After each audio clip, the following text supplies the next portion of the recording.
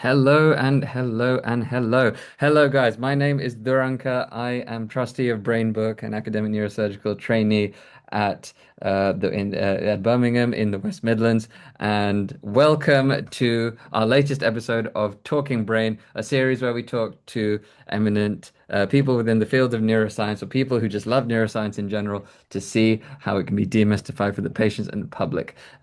My esteemed guest today is Dr. Maria Roldan. She is the Chief Technological Officer and co-founder of Crainio, a wonderful company that is really at the cutting edge of neuromonitoring. I personally can't wait to kind of interview and kind of talk to you about kind of your background, but enough of me, enough of me, enough of me. Um, Please, Maria, kind of take it away. What tell us a bit about yourself, kind of who you are, and how you got into the world of neuromonitoring, I guess. Thank you, Durango, for having me here. I'm happy to be with all of you today and share a little bit of my story. Where should I start? I'm a woman of my 30s. I was born in Colombia, South America, and came to London 6 years ago. And I can say that from very early stages in my life, I connected very well with my purpose in life. I knew from high school that I wanted to impact positively others' lives. And at that time, I thought I was going to become a clinician, but actually, I enjoyed so much like solving problems and creating new things that I became a biomedical engineer instead. And since my bachelor's, I engaged with neurospace. So we had to create like a end of program project. And I approached a neurosurgeon and we started working together in a smart hunt for treatment of hydrocephalus. I created and patented this active implantable device for hydrocephalus that was able of detecting intracranial pressure and also if there were any obstructions in the catheters of this implantable system, which is something relevant for the treatment of hydrocephalus by Hmm. using shunts. Back then, I was working on a university in Medellin, Colombia called EIA University. And I realized that I needed to learn how to test this class 3 medical device so I can take it to the market. And in order to test it, I needed to go through all the clinical trials and the regulatory pathway. So I did my master's in epidemiology with the Hmm. aim of learning how to do clinical trials, clinical protocols, and the development of all this evidence, which has been like really, really helpful till now. And as I had already this entrepreneurial bug in me, Hmm. I applied to a program of the Royal Academy of Engineering to learn how to create a company. And even if it wasn't related or specifically in medtech, Hmm. it helped me a lot to understand that knowing your market and like having the right partners is really, really important if you want to have a company based in technology. But also helped me to realize at that point of my life that starting the journey of entrepreneurship with a medical device in the highest level of regulation, a class 3 system Well, was yeah. going to be very challenging, Hmm. especially considering like the resources that I had at that time in the university Hmm. back home. Just by that time, I had the opportunity to come to London to do a PhD in biomedical engineering as well. Okay, cool. Yeah. And well, I had the opportunity to keep developing medical devices for brain monitoring, which was my main interest. But this time, rather than using implantable Hmm. technology, it was going to be using optics because the laboratory here at City University of London, the Research Center in Biomedical Engineering, has a lot of experience and a good track record in optical devices. So I came here and started working on the science behind Crainio, which is this optical system that Hmm. we will be discussing today. And now that Crainio has a spin-off from City University, Yeah, yeah, yeah. well, I am co-founder and CTO there to trying to take this system to the market. No, that's absolutely amazing. Just for some context here, in terms of, is it a spin out company that you mentioned that Crainio was, right? It must be, right? Because Yes.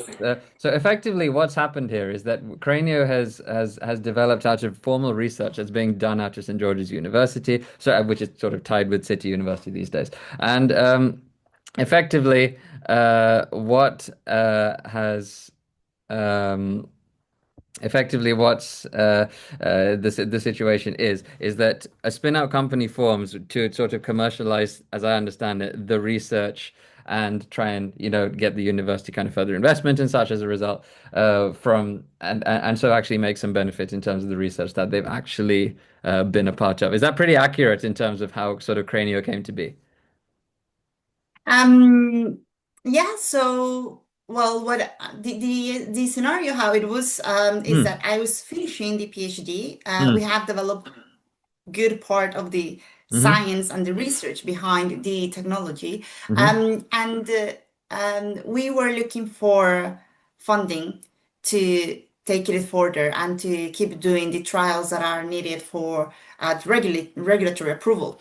mm, So at DC, put some money to license the IP from the university and mm-hmm, incorporate a company that is the one like actually holding now like the or has a license of the IP, which okay, is Crainio. yeah, And they like just like 3 years ago incorporated Crainio, appointed a CEO and bring the other two funders, which are the professor from City University with more than 30 years of experience in mm, biomedical optics, mm. and myself that has been working on this already for 6 years. Um, and that's how more or less like the company was put together and we spin off from CT. Nice. No, that is such an interesting thing. Like, I only actually recently learned of the concept of kind of spin out companies just in general. It seems like, UCL and Cambridge have certainly been doing it. Obviously, there's a vast amount of research that is being done at George's that's actually being able to facilitate that as well, that can facilitate all of this. But it's honest and City University rather. It's so and it's a very sort of interesting ecosystem. Hopefully one day that I'll be a part of myself. But in terms of Crainio in general, yes, biomedical optics. Yes, you've got both, in terms of the professor and yourself, you've got kind of quite a lot of experience, I mean, in terms of your PhD as well. But what made you decide on this specific angle for Crainio, considering that just as a slight spoiler for everybody in the chat, we are sort of trialing things at the Royal London at the moment. So how did it sort of get to that point? Yeah, so the head of neurosurgery from the Royal London Hospital some time ago approached the director of the research Mm, center at City hmm. University. And in middle of their discussions, like he said, we are doing this procedure where we drill the skull of patients after a traumatic brain injury Mm, and place a sensor inside to measure the pressure in within the skull. And there must be another way to know what is happening within the skull without drilling it. hmm. And as the professor had a lot of years in experience and of experience in biomedical optics, Hmm. like said, okay, we need to try if we can actually do it just by using light. And that's how they started putting together a project and some initial experiments to see if this hypothesis of measuring intracranial pressure non-invasively by using light could be feasible. Hmm. And sometime just after that, I came into the picture and started working, Hmm. in the whole different steps that we did till the point where we are at the moment. Wow, yeah, no, of course. I think for context here, the procedure that Maria is sort of referencing here is that of placing an intracranial pressure bolt. It is something that is very routinely done in neurosurgical emergencies, often in the resus setting in the emergency department, or even in theatre. You can do a hand drill, and you can place the wire. Through the skull and a few centimeters into the brain, and then you get a pressure reading such that you have a sort of direct reading of what's actually going on within the cranium. And sometimes people do this, um, before any operation to see how the brain is evolving, right? Do you want to see how things are changing such that, is the patient requiring more medication to make the pressure in the brain less? Are they going to require an operation to definitively decompress the brain? But then, of course, whenever you're drilling, you're as sterile as you can try to be. You're always going to increase the risk of infection by doing this. After all, you are penetrating from the skin through to the skull, directly to the brain. So, and as much as accurate that is, there are risks that come with that. So, non-invasive monitoring, honestly, is truly the frontier because if we can get an accurate reading from these monitors and we don't need to drill into a patient, not only is that extremely efficient, it's also safer. And it's also a great way to be able to use technology to effectively, as I understand Crainio has been doing, track um, learn how to track the pressures. Because then once we learn how to track the pressures, and I think the next step from there is going to be trying to, predict what's going to happen next, which I think is very much kind of the future that we're looking towards. But I suppose on that note, um, I think yeah, yeah, it would be certainly very interesting to know kind of how that trial's been going and what the setup of that actually was like because it's certainly a very interesting ecosystem kind of getting involved and kind of setting up studies, especially as a company. Yeah, sure. So, well, just to complement a little bit, what you just mentioned, which is, yeah, of course, we definitely want to um, inform the clinicians better on when we can use a bolt Mm. or not. Initially, we don't aim to replace it, but we want to um, provide monitoring to other severities of TBI because currently only very severe cases will receive a monitor. Mm. But with a non-invasive tool, we will be able to provide monitoring to many other patients and also from early stages Mm. of trauma. Like we will not have to wait until we have like a full assessment, a CT scan, to decide if we do monitoring of this patient. Like if it is just a sticker that we put on the forehead and it will shine light and will be able to provide us an indication of intracranial hypertension from early stages and start treating them. That will reduce the risk of disability and mortality, and Mm. that there is where we want to um, place initially our system, like an emergency room in a monitoring ward, not even in ICU, but why not? We can put it in an ICU later on for those patients that are not getting the invasive monitoring. So yeah, in terms of setting up the study, I have some slides that Oh maybe yes, can. please. These are some really cool slides, everybody. So just let's wait and see for Maria to share these, and I'll go quiet on my side. Okay, so You should be able to share as a co-host, right? Yes, that should be fine. so here, I can see your face. please let me. There we go. Yeah, there you go. You start sharing. Cool. Perfect. Okay, so this was our pilot study that it was run in 40 patients with traumatic brain injury at the Royal London Hospital. And it was an unsupervised study, which means that we weren't there the whole time during the monitoring time, all the four, all the full 48 hours. Um, But during this time and with that amount of data, we were able to train our first algorithms.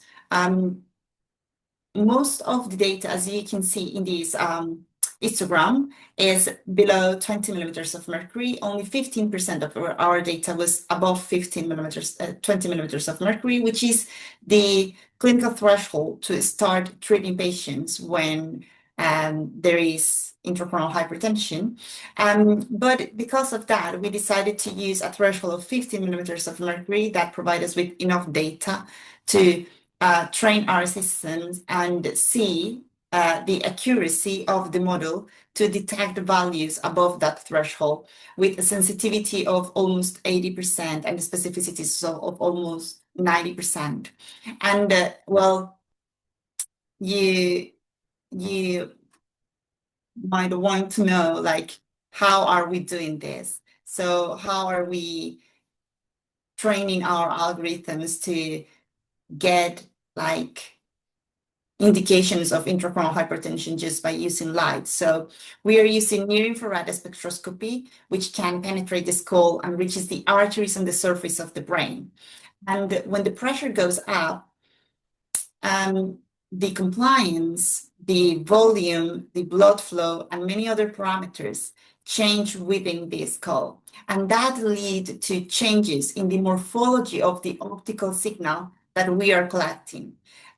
So we can extract hundreds of features from that optical signal and feed them into machine learning algorithms that can detect minimal changes within those features and then establish the intracoronal hypertension non-invasively. So that is what we did during this pilot. And we learned a lot during this time. So that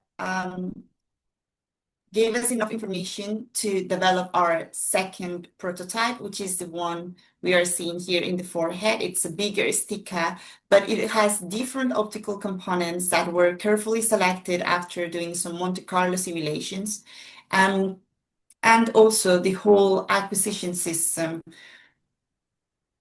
we can see it here, was redeveloped to enhance the noise or the quality Hmm. of the signals that we were acquiring from the forehead of our patients. So here is just a healthy volunteer, but we can see the pulsations coming in real life from different wavelengths that we have in our sensor and that we used to estimate this parameter non-invasively. In the future, what we want to have as a user interface is just a colored based indication that can display or can change from blue to red when the pressure goes up. At the Oh, same yeah. time that we are displaying our optical signals, a trend over time, and for how long the pressure is above the clinical threshold in a specific period of time, which is this that we call hypertension doses.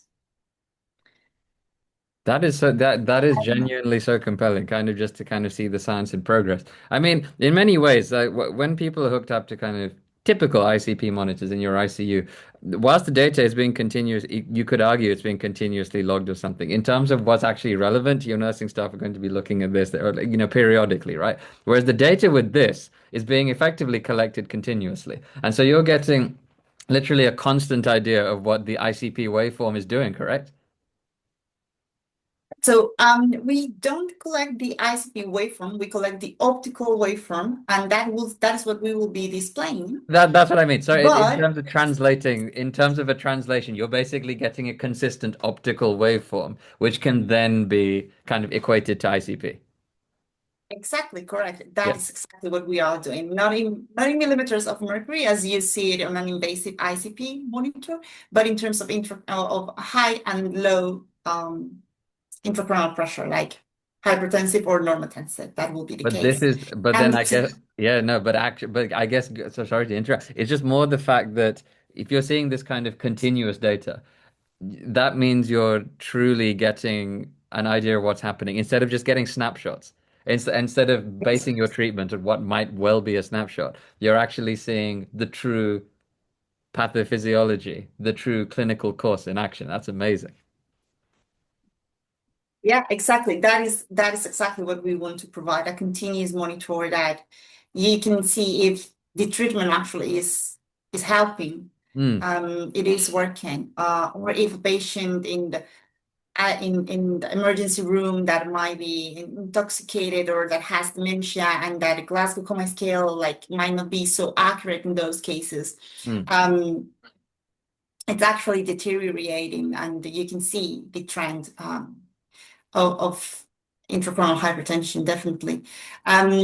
Yeah, so you asked me like where like how we set up this study and what mm, are we doing with this clinical trial. So this was a process of almost a year to set up everything, not just for final like developing the second version of the system that could enhance the quality of the signals, but going through the whole regulatory approval from MHRA, as it mm, is the device hasn't been CE mark or approved by any regulator yet.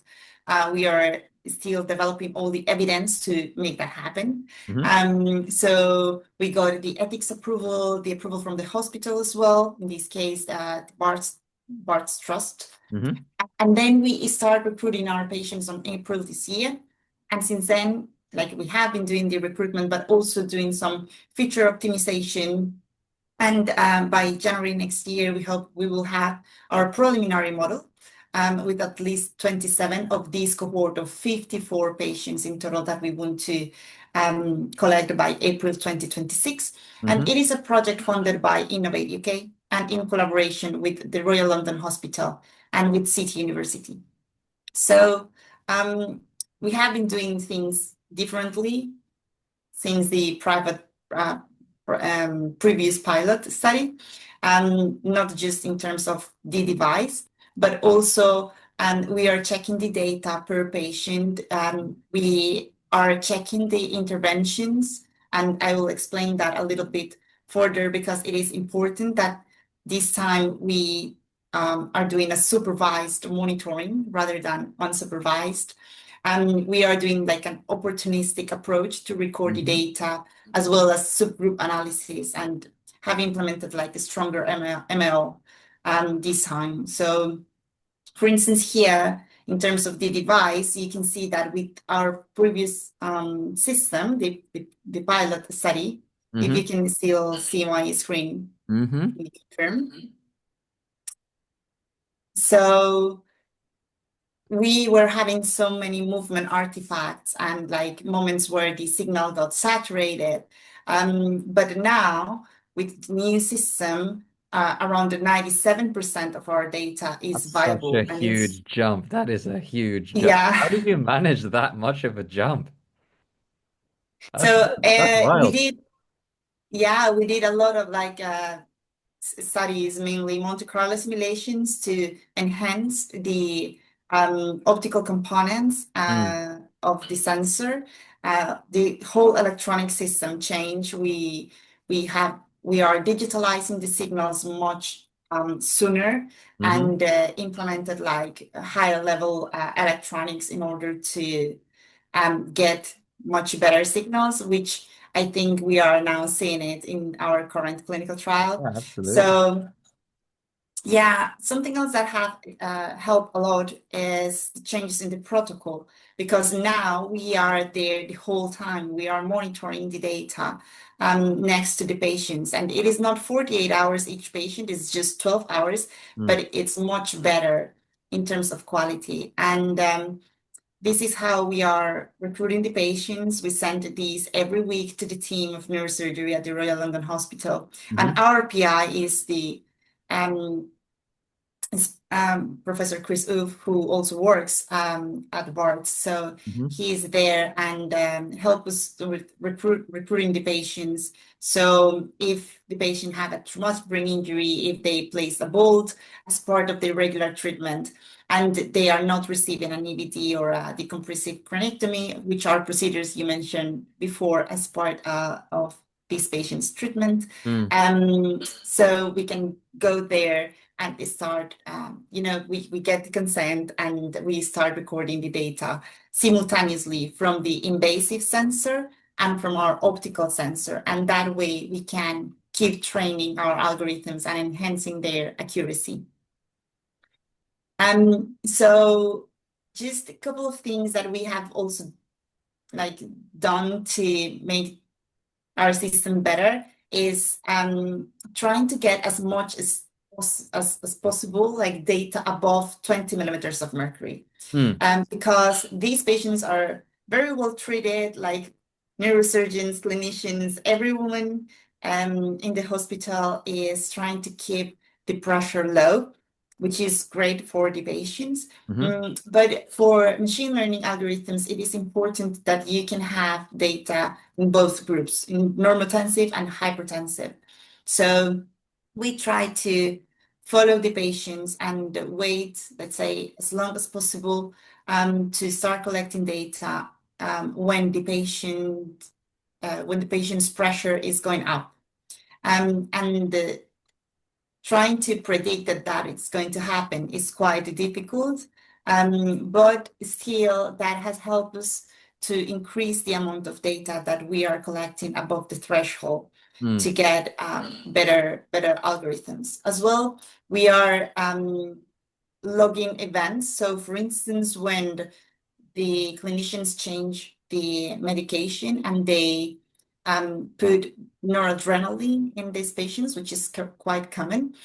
We log an event and we mark that in our data. And it is important because that noradrenaline has an effect in the whole body and will impact as well our optical signals. Mm. So we need to know how to use those optical signals when there is an event like X type of medication. And we are in that process at the moment. Also, we are measuring the objectively the skin, let's say, pigmentation of each of the patients, so we Yeah. can do subgroup analysis. This became a thing during COVID, especially with pulse oximeters, and there are some studies that say that there is bias when you try to measure oxygenation in patients with more pigment in their skin. Very Um, quickly, a shout out to Malone McQuende, Dr. Malone McQuende, who is the founder of, I think, Black and Brown Skin. He's an alumnus of St. George's recently. And as a yeah. medical student, he was able to kind of make such a big wave in terms of awareness of differential treatment options and perceptions of treatment when it came to kind of skin color. So that was the first thing that came to mind for this. And it's so interesting that again, like City University is again pioneering something like this because it probably does matter. And because clearly if you have a different pigment, the way that light is going to pass through it, I guess by design is going to be a little bit different. So it's such a reasonable question to ask to see if such a thing like that would act, and a very pertinent one to ask, to see if that's going to be an impact. Sorry, I just found that very interesting, just as a little aside. No, yeah. Definitely. I think that any possible co-founder, we have to try to control it or to have it into consideration within this study. And light tissue interaction might be affected by skin pigmentation, but also bone density or the thickness of the skull. So that is why we have included like different parameters to analyze and see if there is any impact on these possible co-founders that we believe might impact our optical signals and see how we can control their effect to make Mm. our models as robust as possible. Yeah, so we keep working in our features, we keep exploring many more to enhance our models. So I know these graphs, like they might not say something, but it's just a way to show that we have been exploring multiple morphological features from our optical signals. So just to be And absolutely clear, just if you could go back that one slide. So a correlation coefficient seems higher, right? If it gets closer to one, right? So that implies yes, that the big red thing is a good thing. And what specifically was this graph kind of taken from? I mean, if you're looking at morphological features, was it kind of everything sort of amalgamated into one, or just one specific feature? I'm just curious. So these are different features that we are Mm. seeing on that circle, Mm. and we are seeing the ones that follow the trend of the whole group, for instance. So Ah, yes. we see, for instance, that there are some peaks on the accelerations of the second derivative that they follow really, really good the trend of the whole group. Mm-hmm. Yeah. So that's one of the ways that we can use to understand better what is happening to our optical signals and which Mm. of the hundred of features that we are analyzing should be included in the model. Obviously, there are some statistical ranking procedures as well to see which are the best features, but I think that with this data set, we have been trying different approaches to understand very well how our optical signals are being impacted by physiological changes, Mm. and especially by an increase in intracoronal pressure. Can I just say this is a massive shout out to the multidisciplinary teams kind of responsible for kind of helping out with this? Because obviously you could be a clinician, you could be a biomedical engineer such as yourself, mathematicians, statisticians, people who actually understand kind of data on a nitty-gritty level. Shout out to all of these guys in terms of like making this research something because in many ways, when it comes to research, I guess, people like outcomes, the final outcomes, the final word, that bit at the end of the discussion that they can cite in their own, you know what I mean. But a lot of the time, the kind of process gets forgotten, and then actually understand, not only understanding this process, but communicating it as compellingly as you have, has been really well worth learning. And in fact, like, well, I mean, this is an inspiration. It should be an inspiration for any kind of academic watching, really, because this is, as I say, at the forefront of trauma science and just neuroscience in general. So, massive shout out to yourself and your team for kind of communicating what is an objectively very difficult thing to kind of conceptualize in such clear and meaningful terms. Thank you. No, like, I mean, like the idea here is to share with everyone what we are doing, and it is just a phase Mm. of the whole journey. Because we have done multiple things from preclinical assessment in, as I mentioned, like in vitro, volunteers, Monte Carlo, and now the clinical, and everything is very exciting, and everything requires like different kind of effort Mm. at the stages. And I think that in a year probably we'll be in a different stage with um, probably other conditions, other markets, understanding different parameters, and that will be super exciting as well. But right now, where we are, and what I believe would be very nice to share with everyone is like, yeah, this is our journey. This is where we are at the moment, and this what you are seeing on the screen is where we are going. So after we finish this feasibility study and we managed to get the accuracy that we are looking for using the clinical threshold of 20 millimeters of mercury, we will be running a multi-center study Hmm. still with patients with traumatic brain injury, and that will be our validation study in order to get our CE mark approval. Absolutely. And that way we will be able to start selling our system. We are initially thinking on the NHS, but also we want to explore other hypertension, like conditions related to intracranial hypertension, as chronic hypertension or hydrocephalus, a stroke, maybe explore sports and looking at concussion. Like there are other possibilities in the future, but that will require, again, doing some feasibility studies and Hmm. validation to take those to the market and those specific algorithms for different conditions that might require even changes in the hardware for the future. At the moment, we are mainly focused on feasibility, validation next year, getting our CE mark, the regulation to to start selling and then expand to others. No, absolutely. I couldn't agree more. I think this is an illustration of kind of how research often starts. You have an idea, you have to kind of go through all of these various hoops in order to get there. And then, in as much as you can kind of dream for the stars, you need to have a roadmap and a plan to actually get there. Um, and I just love how kind of considered all of this actually is. It's actually giving people, I doubt many people, even I rarely see this. So like it's very rare to see something so comprehensively mapped out. And this is probably indicative of kind of how research probably should be. Um, in movies, you'll get.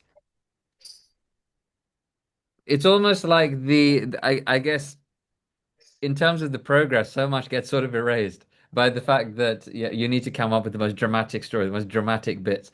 But there's excitement even in the processes here. And even at every step, there's always something to learn, something to develop from. And it's in this anti-science kind of era, certainly from Donald Trump and such. It's great to hear kind of good news stories like what's been happening with Huntington's recently, but also actually hear of the nitty-gritty that's being put in studies like this in neurotrauma, which of course are dealing with such difficult to treat conditions in general. So again, massive big up to you, Maria, for kind of for doing all this and kind of showing us all this because now. I'm sure kind of the guys watching on YouTube or Zoom have some understanding of what an actual like proper research study actually looks like in terms of the groundwork upwards. Thanks. That is Thanks. really cool. Happy to share it. Yeah, it's so cool. Have you got any more slides after this one? Um, okay, let me.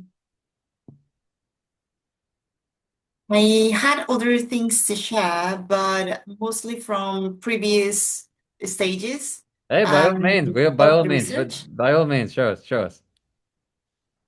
Okay, This is as much about you as it is a plug for uh, Crainio but in all seriousness, no, I mean it's lovely to see a scientist's kind of journey to kind of get to where they are now, you know. So it's whichever ones you actually want okay. to you want to share. Yeah, I think this was from the past, mainly like the different stages that I mentioned, Mm, because everything started just with a grant from NIHR back in mm, 2016, mm, that allowed us to create that first prototype. And yeah, it was the director of the center and the neurosurgeon with the postdoc who started to work together in mm, that first prototype. And then I came in and started putting some other pieces together to do Monte Carlo simulations and get that best topology for the sensor, as well as the in vitro setup.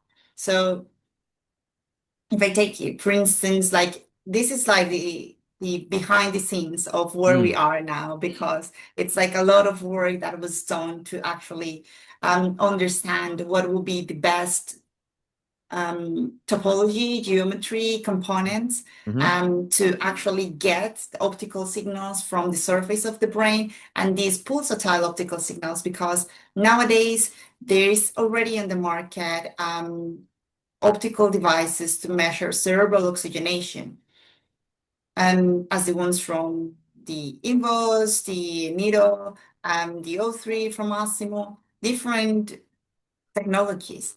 But they use mainly the DC component, which is the non-pulsatile component, mm, and changes in absorption of light that could or can give you information of cerebral oxygenation.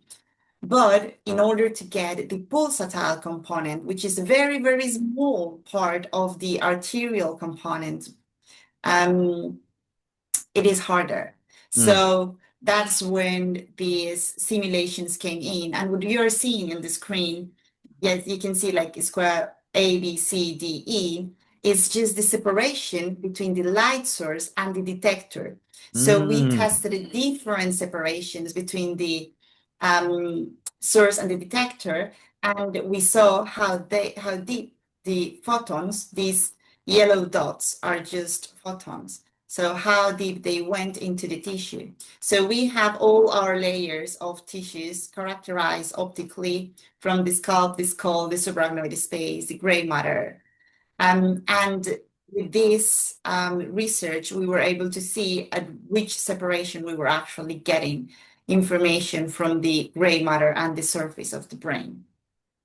That way we put together the sensor, and then we put together this phantom, which is an in vitro setup. So there is a brain inside with arteries inside, and we are pumping this artificial blood through it. So Hmm. this blue machine is the heart, and this is our previous like analog system, very Hmm. research-based thing. But you can see here the pulsations that we are collecting from the optical sensor, Hmm. and how we can change from the computer the pressure inside the skull. So we are measuring invasively the pressure inside the skull, which is the value seen here. Hmm. But in the back, we're also running a non-invasive model that we were able to train using a lot of data recorded from the phantom at different values of intracoronal pressure. Hmm. Obviously now with Crainio, we just want to show blue and red as normotensive hypertensive. But in the phantom, we were able to actually get the number because there you can simulate as much data as you want as each stage of intracoronal pressure. Um, so here you can see that when the pressure is around 25 millimeters of mercury, the Mm. optical signal looks very, very different of when it started. Like the morphology of the signal has changed radically. Of And course. that is what we are using in our models. Like we extract characteristics from that optical signal, and as it changes when the pressure goes up, that allowed us to check and to estimate intracoronal hypertension non-invasively. So this was just a, a, a proof of concept done at the university, but that allowed us later on to go to healthy volunteers and tilt them to minus 30 degrees and create that engorgement of the brain Hmm. and collect the optical signals and see how the features that we were extracting from the optical sensor were also changing. So this one is just the signal to noise ratio, one of the parameters. Hmm. Um, but definitely there is a massive change from when the healthy volunteer is seated to when the healthy volunteer is tilted at minus 30, and we create that engorgement of the brain. So was also a good test What that does that later graph on actually mean, though? I'm assuming that that means that you have a better signal at that minus 30 degrees. at the minus 30, actually, the signal deteriorates. And Right. that's Okay. as well what we saw in the in vitro setup. Like at the beginning of the in vitro, I will not repeat it fully, but even from the image, you Yes. can Yes. Yes. see that the signal was very beautiful. Mm. But at the end, um, yeah, the signal looks very different. It deteriorates and the pressure is going up. Absolutely. So Yeah. that is exactly what happened as well in healthy volunteers, and it is what we are seeing as well in our clinical data. But that will be preliminary results, and those will be on January. So Can't wait for that. That is going to be so interesting to kind of pass and see going forward. Oh yeah, yeah. That's this is so cool. I mean, it's all good like seeing kind of the graphs and stuff, but actually the actual mechanics. Oh, yeah, that was so cool to see. Um, on multiple levels, not just what you've actually done in terms of what's being attached to the patients, but actually what you've the proof of concept to even get to that point, just the novelty of the designs, the thought process that have gone into it. Yeah, I'm just somebody who likes process, and it's just nice to see, and it's nice and it's exciting to see that there were so many steps. It probably had so many different thought processes go into it that were eventually before actually being chosen, right? And yeah, it's just really it's just very it's this it's how cool technologies awaken the little kid in you. Where it's like, oh man, that's just like on a fundamental level, that's just like extremely interesting. That is exactly what this is, and yeah, I'm sure you've shown these videos at conferences, right? They must get the same response. Yeah, well, actually, I will be presenting in this ICP conference next month. Oh, nice. So yeah, most likely I will present some of these slides as well to share with them what we are doing, the technology, and some results. But yeah, I think that there is a part missing Hmm. in the whole story that is Hmm. really, really important Yes. because most of what I have shared at the moment is like the technical part, the evidence, how Yes. you create the device, how you create the evidence, Hmm. the clinical evidence, which is very exciting and it's what I really, really love about my work. But there is a part that is key when you spin out and you are a company and you are not at uni anymore.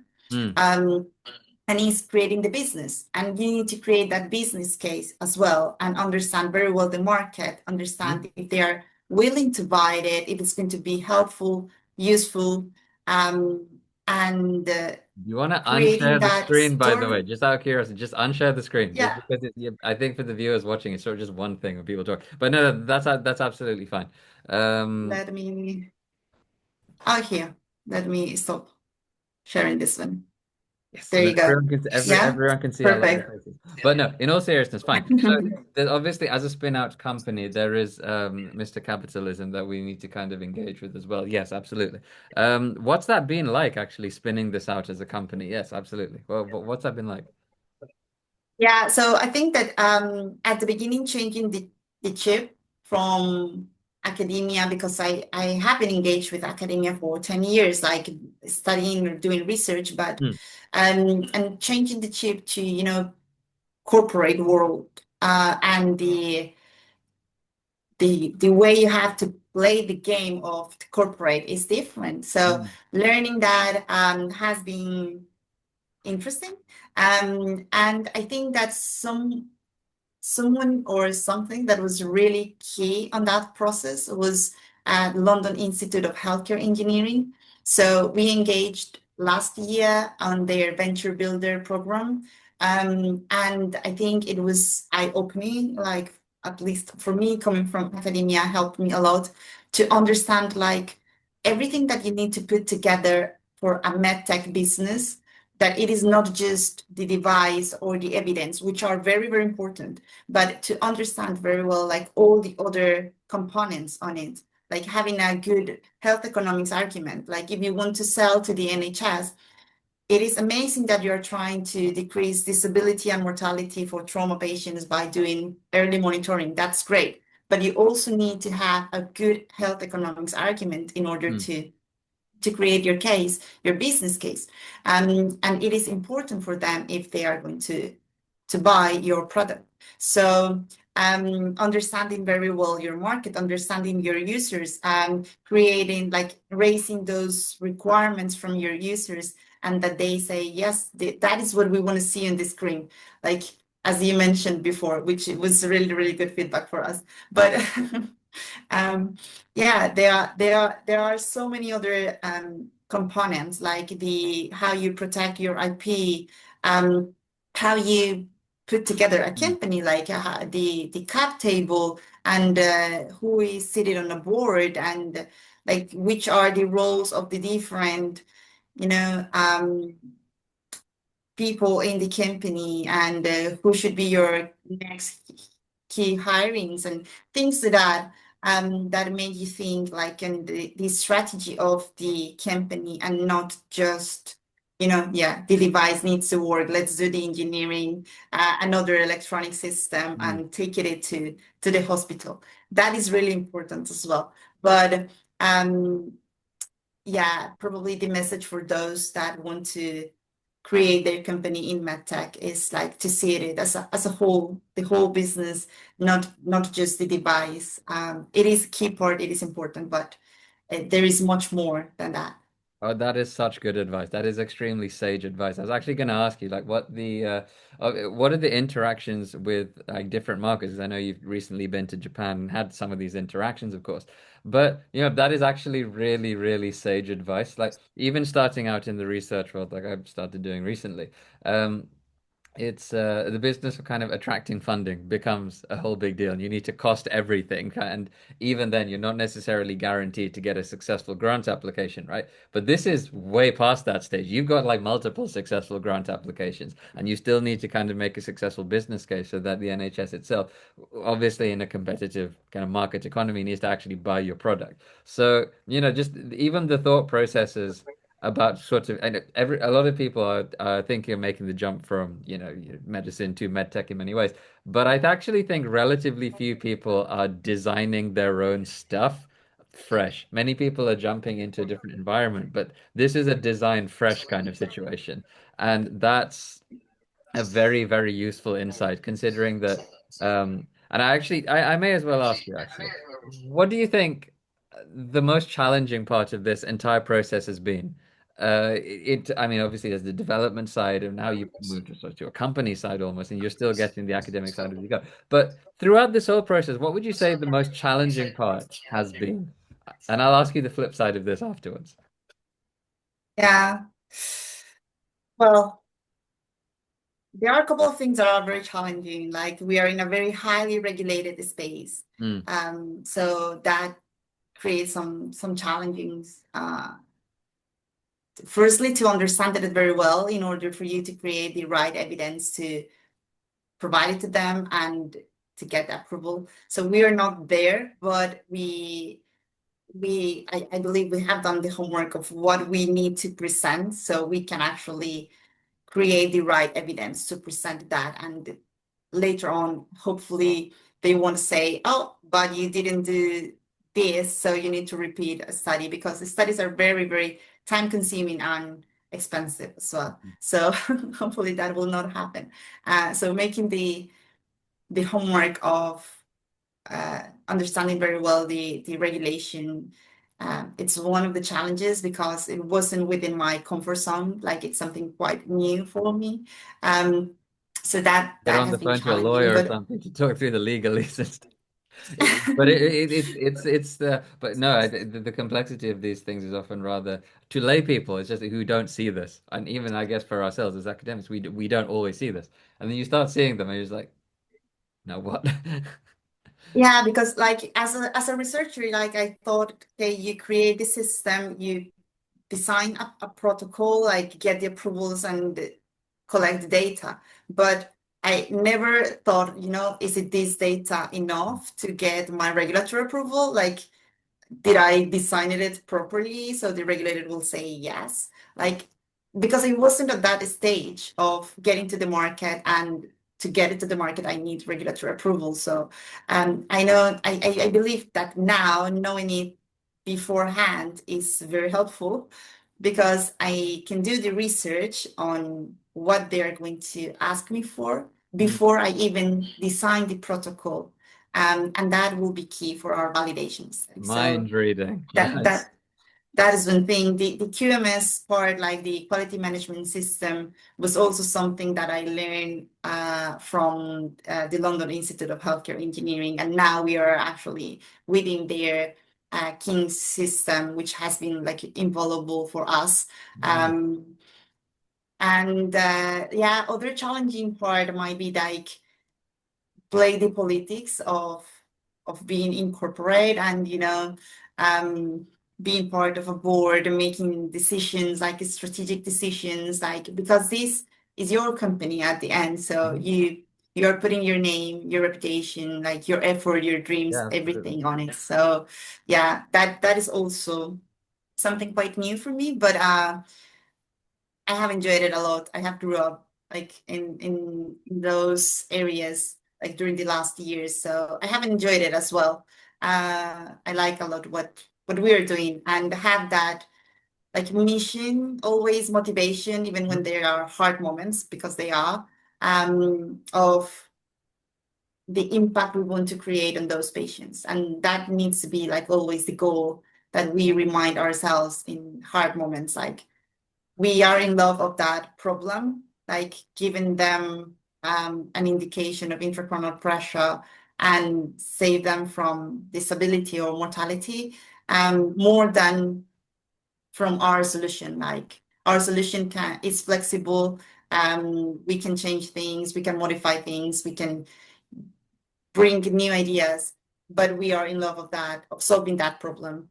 And yeah, Who are you making it for ultimately? Yeah, that always needs to be at the forefront. Absolutely. I guess to that extent, is that what the most compelling thing is for? Like trying to figure out the best way this can be made for patients, but or is it something else that you find the most compelling in terms of combining this world of academia and corporate within a healthcare setting?